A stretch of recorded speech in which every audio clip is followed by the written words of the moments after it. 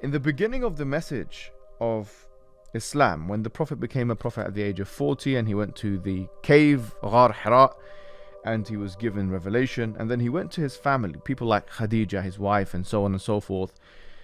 For a very long time, there was a general weakness of the Muslim. They were weak, respective to the wider society, where people were, polytheists and pagans and so on and so forth. In this context, there were hostilities which graduated from gentle ridicule to open conflict. Now, for example, to take one of the most prominent examples probably in the whole of the seerah, just to take 2 or 3 of those examples. One example is of Bilal ibn Rabah, who is of the slave class, a black Ethiopian individual.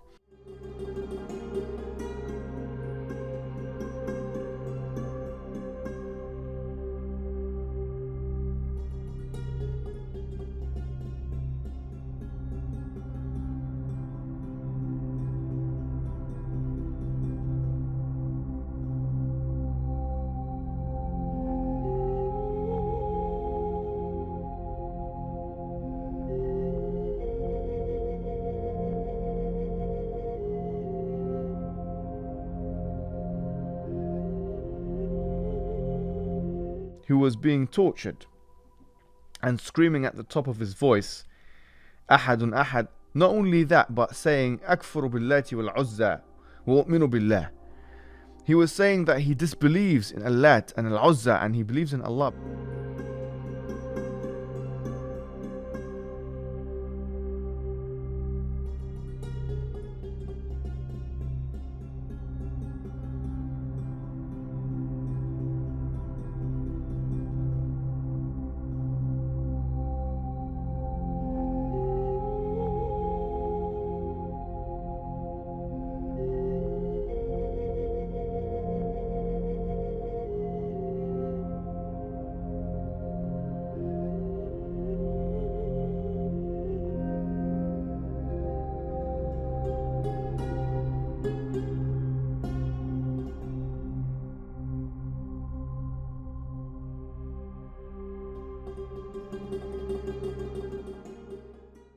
بسم الله الرحمن الرحيم.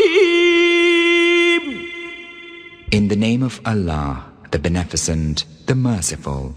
قل هو الله أحد.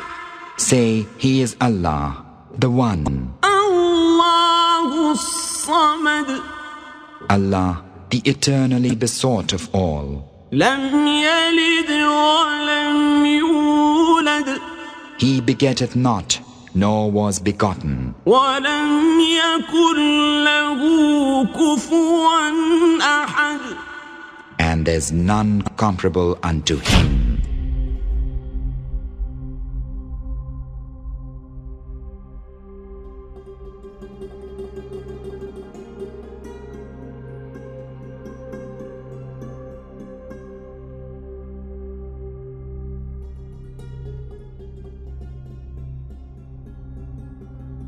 Those individuals in that state of torture who had their economic interests at heart with the idols, right?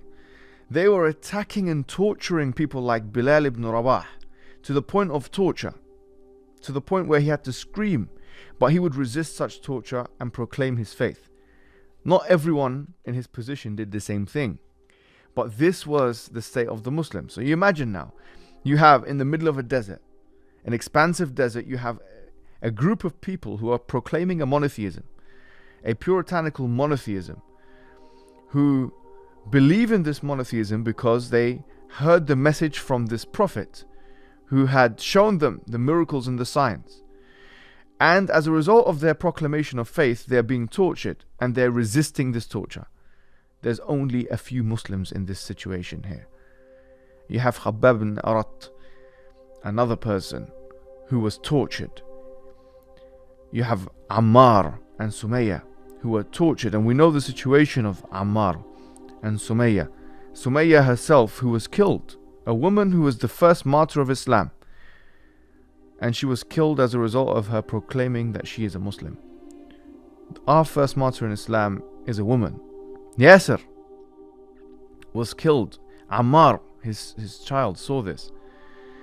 And so the state of affairs for the Muslims was incredibly weak. This is referred to in Sirah as the Meccan period.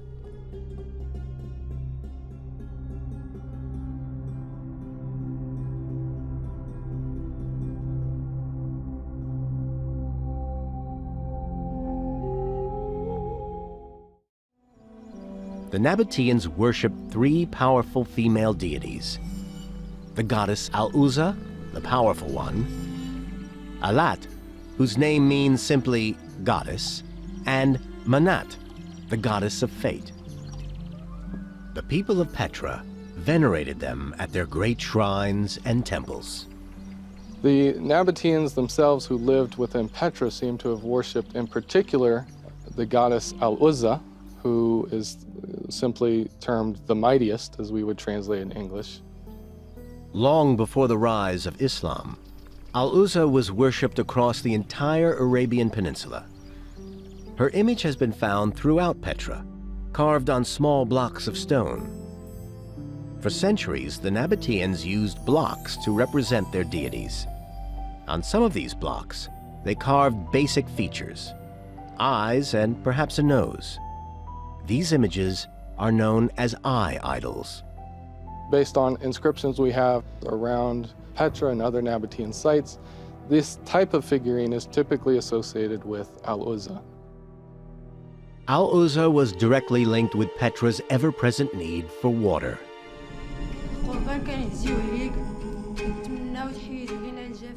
What sort of status did Nabatean women have compared to their men? In the center of Petra stand the remains of a raised altar surrounded by clusters of broken columns. This is the Temple of the Winged Lions, named after the carved winged lions that once adorned the columns. This too was a temple of Al-Uzza. A unique eye idol was discovered here. Ornately carved, it is a striking image of a goddess. Because it was found amid the rubble of the temple, archaeologists believe that the place was dedicated to Al-Uzza. Everything about the temple suggests that it was a place of mysterious ritual, where the cult of Al-Uzza worshipped the goddess, burning incense and chanting. This sacred podium was specially designed so the image of the goddess could be kept hidden from sight until the moment of climax. And then very dramatically pulling the curtains away, and then suddenly you come face to face with the visual image of the goddess Al-Uzza sitting atop the cultic podium.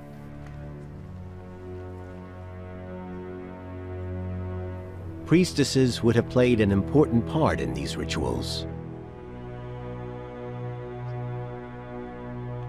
Al-Uzza's great status suggests that Nabatean women, too, were important in this society. Certainly, they had far greater rights and freedoms than the women of Europe or the Roman world. The Nabateans did not leave many written documents behind, but the records that do survive provide amazing evidence of the power and status of women. And they hint at something astonishing. For a time, at least, women were in control here.